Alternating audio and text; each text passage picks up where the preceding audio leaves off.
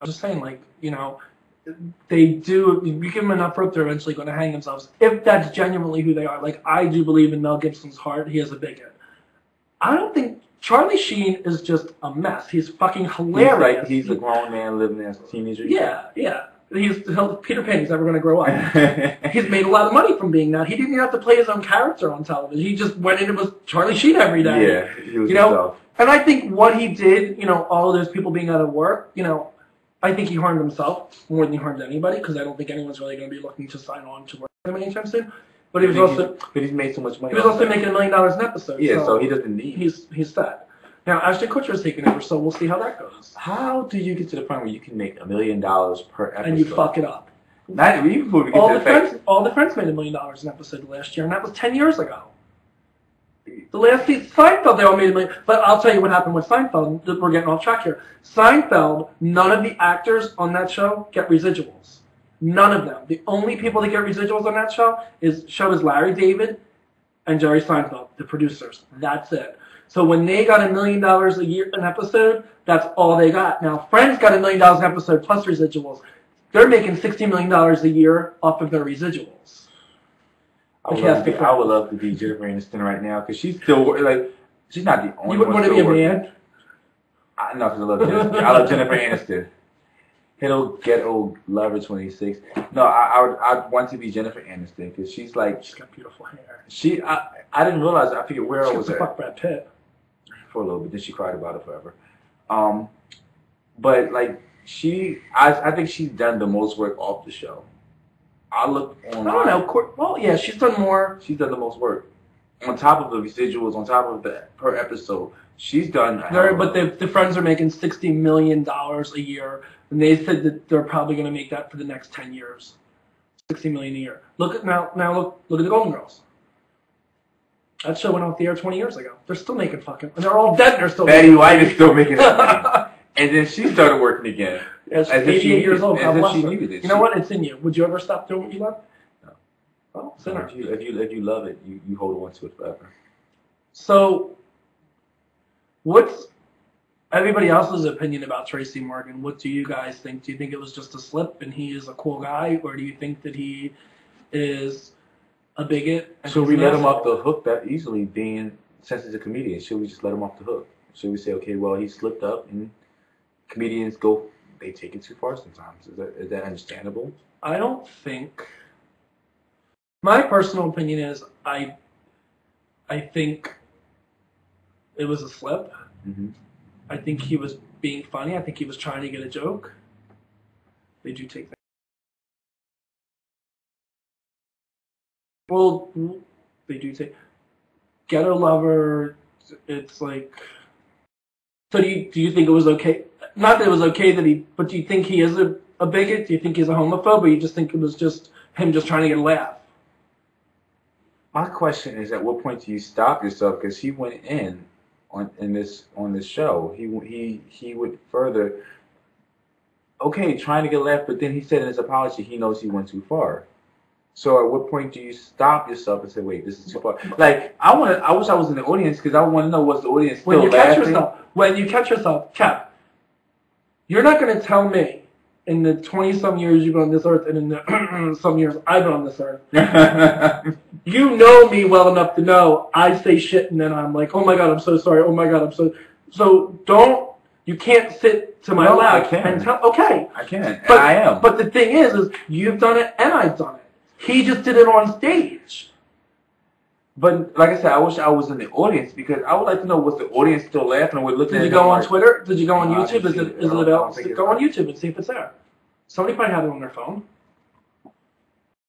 Everything we do is on our phone. See, the thing about Tracy Morgan, there's going to be a lot of clips that aren't going to have anything to do with Tracy Morgan, I'm pretty sure. So hopefully you will find. Just type in, but it's going to be the number one most seen one, which is how they do it.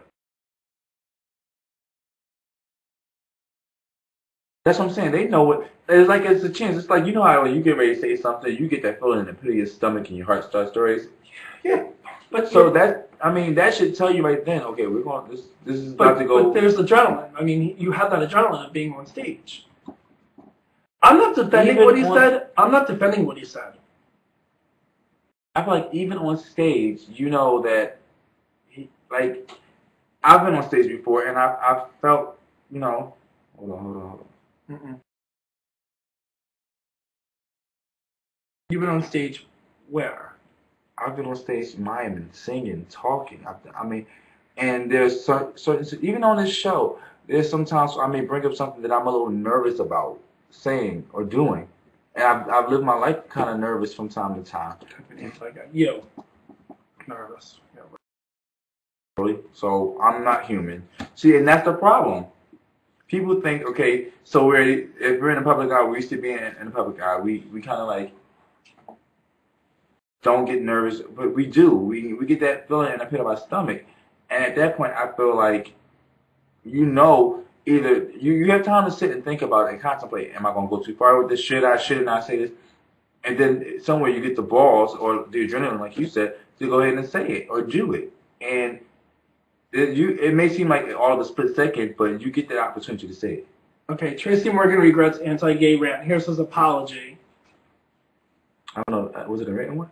It says here his apology. So. Tracy Morgan apologizes for his homophobic rant.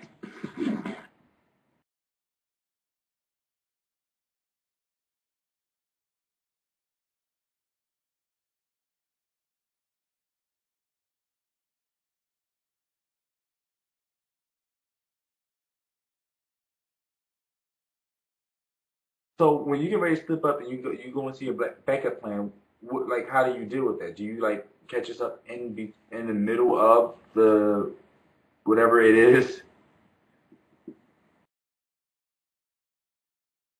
Vocalist 21 said, I believe that he is honestly a homophobe, but he uses this job as a way to say what he feels without getting in trouble. Well, he got in trouble. So no, technically he didn't. Like, what happened to him? People said, oh, he said something. People wrote on his blogs. And now he's forgiven because he said an apology. Look, maybe it is a joke. Maybe, not maybe it's a joke. Maybe he did write it as a joke. Maybe he practiced as a joke. Maybe he did get laughs from his friends and his family about it. Wrong. Mm-hmm. Do you know what I'm saying? If when you're writing a joke as a comedian, you get a laugh, that's what your purpose is. So if he ran that joke past people and he got them to laugh, it was definitely in bad taste. There's a guy named Donnell Rawlings. Let me see if this is right. There's a guy named Donnell Rawlings. He did a whole thing, and like he was one of my, not saying he was my favorite comedian, but his little bit about being about gay people and stuff like that. I enjoyed it and I laughed at it time and time again. And he was talking about how there should be a straight pride and talk about there should be a time where you can make jokes about gay people and it was funny.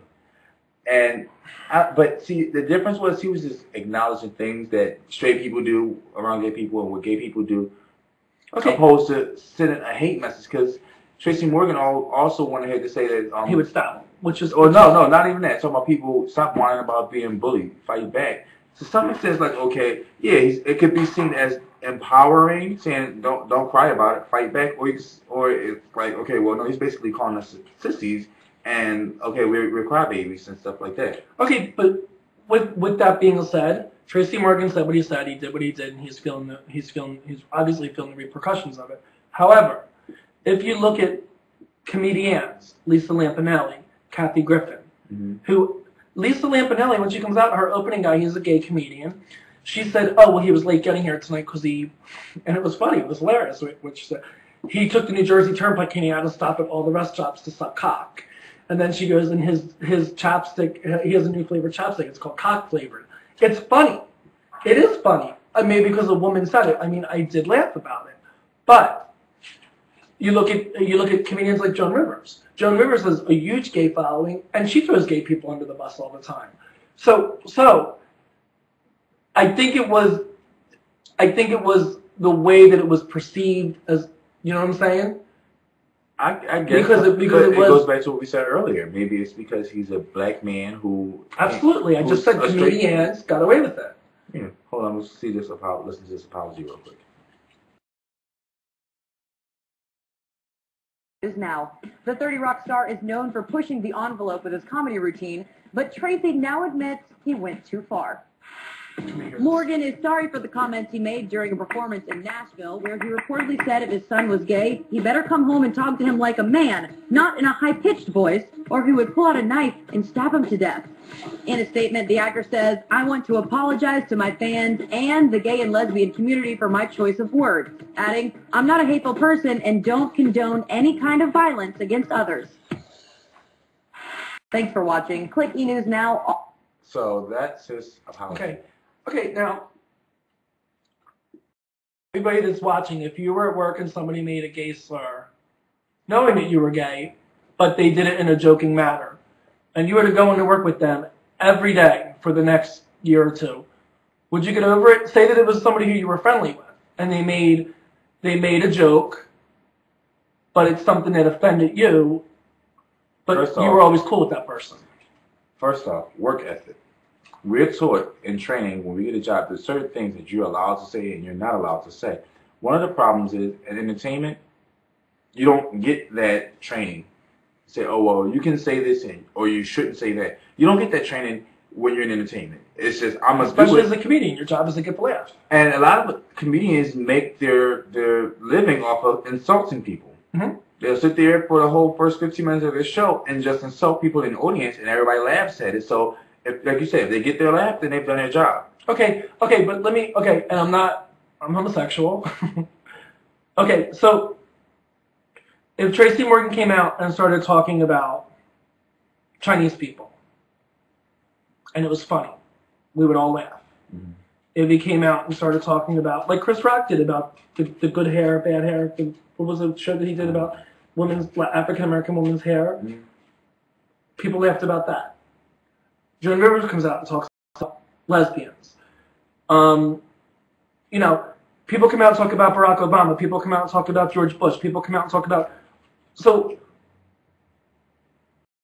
we laugh at those other jokes. We laugh at people poking fun at the Asians, people poking fun at politicians. Like you said, your job is to get laughed. Why are we any different? Why is it... I'm just saying. And, I mean... I'm following you. I think... She's not a puppy. You want her? You can have her. No, it's not a thing of if he's talking about gay people, because how many other straight comedians or comics talk about gay people? I guess it's the message that he was bringing across. The stabbing, and even in his apologies, that he doesn't condone, violence of any sort towards anybody. But I mean, I guess that's what it boils down to when you talk about stabbing somebody and making fun of, like you said, what if somebody in your job started saying, talking about gay people? If there's a sore spot and they know that it's a sore spot for you and they keep poking at it, they're offensive. They're purposely trying to, get your attention or pick at you or whatever the case may be. If I tell you this is a soft spot or whatever like that, and you just continue to do it, then you're being malicious at that point. Ghetto Lover 26, I agree with you, and that's something that he can tell you. Especially coming from me, it's not what you say, it's how you say it. Exactly. And I am very guilty of that. I am incredibly guilty of saying something that's on my mind. So are we allowing Tracy Morgan a do-over because he apologized? Is that what you guys are telling me? It's okay because he's apologized for it. Well, you seem like you're not willing to forgive him. Well, and you're like, of all the people that I know in my life, you're like I'm the most forgiving person in the world. And I am. You are. And I'm not going to hold it against him. Hey, Jack, welcome back. Fuck the bullshit. What does that mean? Why'd you say that, Addiction? Addiction, you've never said anything that you regret?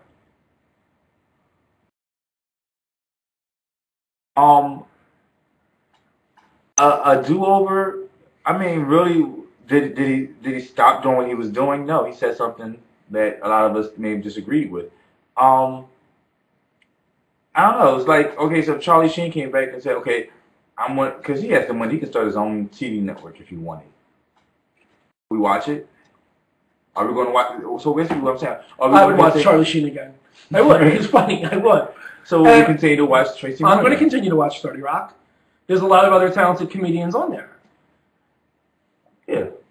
I mean, it's like prime example, like you said you were watching The View. Elizabeth Hasselbeck on The View There's so many times when I watch that program, I want to go to the TV and punch that bitch in the face. But realize that you're a public figure right now. That, I'm going to get in trouble. That is what makes that show work. Because it takes all different types of people. And the thing is, it would be a really boring world if we were all middle-aged, if we were all white middle-aged moms driving our kids to soccer games in a minivan. That's why there's so many different people in this world, and there's so many different things to look at. Mm-hmm. And the thing that you were saying about you come out on stage and you poke fun at each other, all the comedians do is they walk around the whole time saying, your lifestyle's fucked up, and your lifestyle's fucked up, and your lifestyle's fucked up, and I'm perfect. Which is what comedians do. I was listening to a gospel radio station, and he was talking about comedians, doing things or saying things, and it's like a lot of comedians have dysfunctional lives growing up, and they brought out to their humor, and they found their release through their humor. So it's absolutely. Like, this may be a soft spot or area for Tracy Morgan himself that he's dealt with, which you never know. And last week in my show, Carlson Pearson said that there are people who tend to they don't hate you. There's something about you that reminds them of themselves that they hate. I just think that through organized religion, it teaches us. Religion. Because you were talking about Pearson. But he's not. That wasn't a religion. But I'm just saying, it teaches us to look at it's human nature to look at other people and want to feel better than them. It is. It is human nature to look at, for blacks to look at whites, whites to look at blacks, gays to look at straights, stay-at-home moms look at go-to-work moms. Prime example. Because you're right, you are falling short somewhere in your life and you feel inferior. And you look at somebody and you see them as superior to you in that certain area. Mm-hmm. So therefore, you need to tear it down.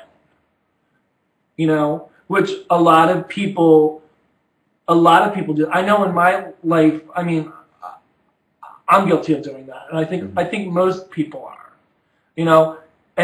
But that's like I was saying, like organized religion is that way too. Like we instead of bringing everybody together and unite everybody, what we do is we separate ourselves from other people. If you don't agree with me, prime example is what you went through. If you don't do things the way we do them, then you're not a part of us. Yeah. That's what I'm saying. Like, I forgive Tracy Morgan. I do. It's not my dad. It's not coming after me with it. I forgive him. Do you? So, yeah, of course. So I was about to make this situation a little more personal to everyone. What if there are people who actually experience. I guess that's why people so hard, because there are people who actually experience their fathers or their mothers saying, if you come home and say you're gay, or if I ever find out that you're gay, I'm going to kill you. Not something like it. They say those things. There are people who I know who told me that their parents have even tried to kill them when they found out that they were gay. How do we? My mother tried to kill me, but it was before she knew I was gay. When I started to talk. Okay, so but that would be what I would think would be the bigger reason as to why it was such a bad thing. Because like we all say, so many comedians, so many comics, they poke fun at everybody and we laugh at them. But when you find something that's so sensitive, where people fight daily for our rights as homosexuals, lesbians. When something hits close to home. Exactly. It's a sore spot, I feel like. Like, I forgive him? Yeah, he's human, just like everybody else, like me. I would want somebody to forgive me if I slipped up or said or done something wrong. But, should we call attention to it? Yeah, we should call attention so that people are more aware of what they're saying or more conscious of what they're saying and doing. This is Tracy Morgan's first slip-up. Hopefully last slip-up. But it should also call attention to other comedians. This is Michael Richards' first slip-up. Exactly, so...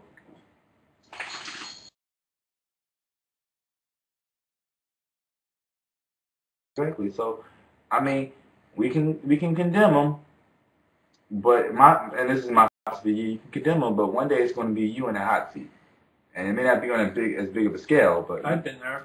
I've done it. I think we've all have, and we wanted to be forgiven, or excuse for something that we've said or done. You need to forgive people. You can't. I mean, really. I mean, feelings were hurt, but what harm was done?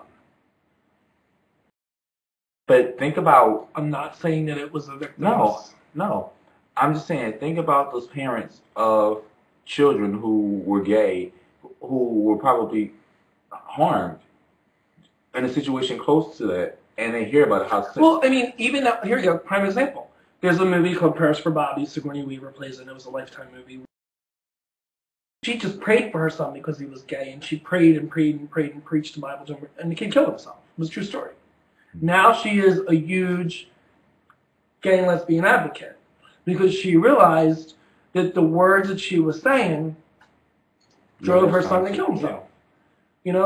So I mean, words hit harder than a fist. Exactly. So I mean, how many people may have seen it or heard the situation and like, oh wow. I really promote and encourage any in the closet or closeted celebrity to come out and say, this is who I am.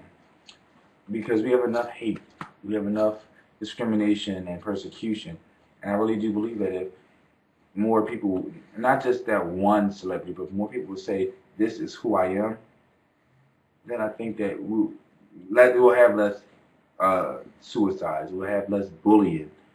Like, I think I'm going to get Destiny Child to do another Stand Up for Love video or something. Well, it's true, because I mean, when I was coming up, there was nobody to look to. Mm-hmm. Greg Louganis was, he came out, he was a gay athlete. Then along came Will and Grace, then along came Rosie O'Donnell. And I mean, white. And we always, you and I, we get in deep conversations about the whole, how there really is no male gay role model for the African American community. And I feel, who I think should come out and should do what they need to do. But I feel that the more when you look at, you can look at that movie, it's on Lifetime Movie Network, or you can go on Lifetime.com. It was a really good movie. She won a GLAAD award for that, and I think the movie itself actually won something. Sigourney Weaver was amazing in it. I just think that there needs to be a lot more mentoring, and there needs to be a lot more awareness, and there needs to be a lot of more spokespeople who come out, like stuff like you're doing, stuff like other people are doing. Like, there just needs to be more positive role models for the gay community, most especially the African American gay community. There's Tone, the gospel singer, who came out and said that I'm gay. There's people like Carlton Pearson who said, okay, I'm not gay, but I support the gay community, and you should love who you are regardless, and no, there is no hell that you're going to be sent to if you're gay.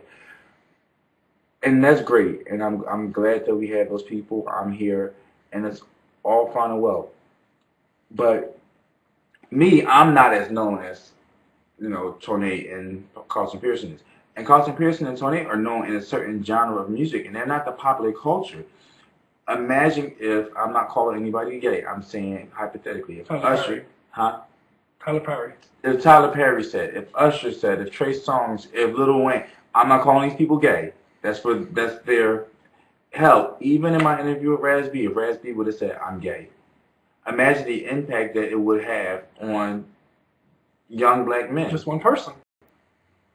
Yeah. That's like, look, that's like Oprah Winfrey said, like, she had a guest on her show one day.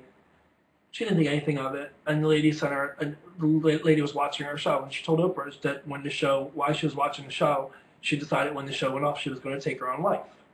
And because of watching that show, she stopped. She didn't take her life. You never know who is watching or who is out there, or who you touch. Exactly. You just never know. And that's what the saying is, like, words hit harder than a fist.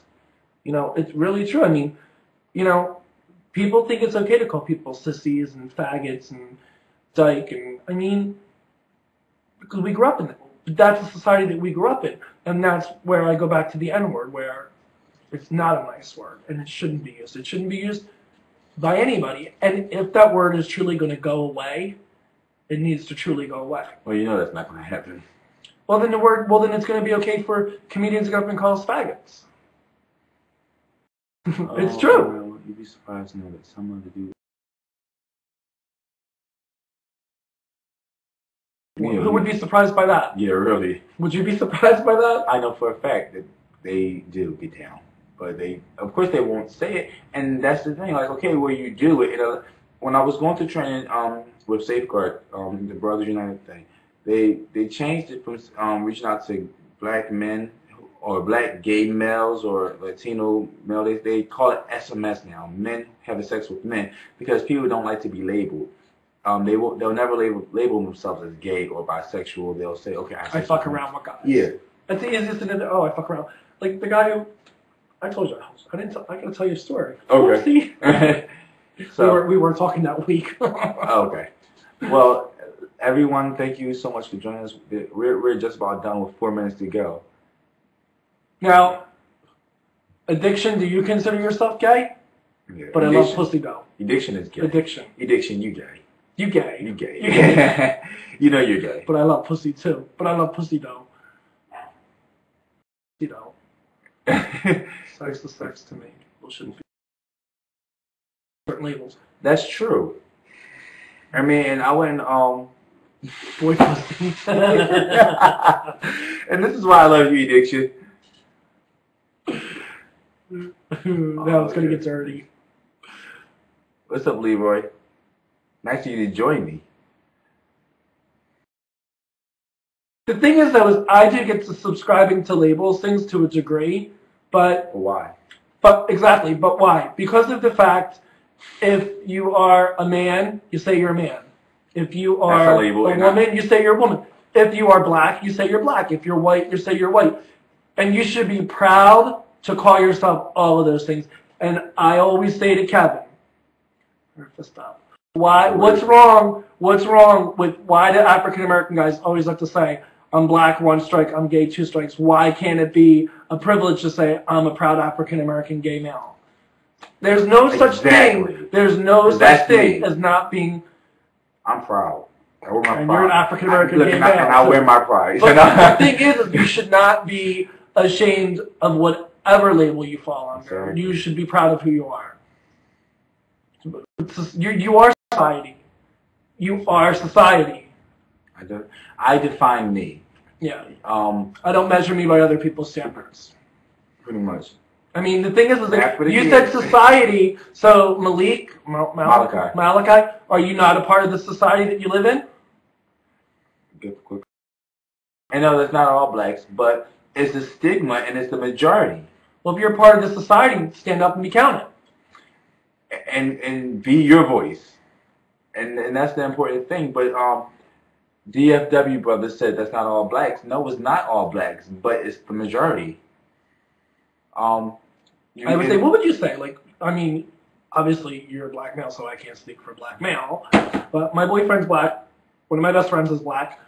I would say, out of the 100% of the gay populace of black men, I would say only 25% of them truly admit to being homosexual. I wouldn't say 25%. I'd say 50%.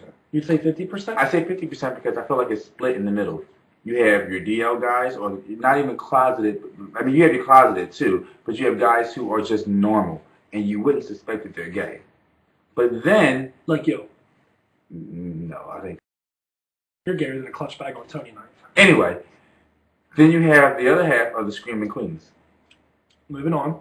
So like 25 DL, 25. Well, no. Yeah, the percentage is a little bit different than that. But I know 50% of it is the screaming queens. You do black boy math. 50% equals 25. How the hell? No, that's what I'm saying. I would figure. I figure only 25% are truly out. And wait, hold on. It's so funny. How is a DL guy admitting to be DL? I mean, they out. Well, it's because they're sucking someone else's dick. They're telling you when they're sucking your dick, they're DL. You know, like when you're looking at their profile. But you know, at the same time, they have to acknowledge that they're DL to you, at least if they're messing around. Because they don't want you running up to them on the street kissing them. Exactly. They have to say, okay, I'm DL. I'm gay, but I'm DL because. Are you DL or are you gay? I'm gay. All right. I don't subscribe The to videos labels. prove it. I don't subscribe to labels. I'm Kevyn.